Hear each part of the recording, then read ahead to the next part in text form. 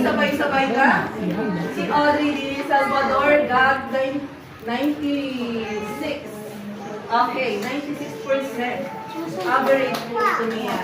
Okay, pakipicturean po. Huwag muna. Ito po ay hindi ko pa muna Anak, dito ka nga sa kabila. Marami po. Dito ka sa kabila. Okay, with the high honors. Okay, picture po. Picture po natin ang content. Yan. Okay. Award. Ay, talaga namang sana all. Okay, Mahusay Award. Neat handwriting. Hangang-hanga ko sa hangang-hanga ko sa kanyang sulat at talagang naka-align ang kanya, no? Star Reader Award. Kapag siya nagbabasa ng long expressions, pag natatakot, nalulungkot, natatuwa, ay isa pa rin yun sa kanyang character. Star Reader.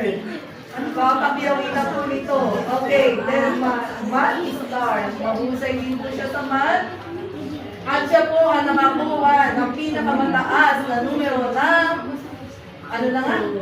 Mga bilang naman is stars. Okay, kaya po siya nakakuha ng Star Award. Okay, so marami po ito. Siya rin po ay isang masigasig, masinop, may kusa, matulungin, at maaasahan.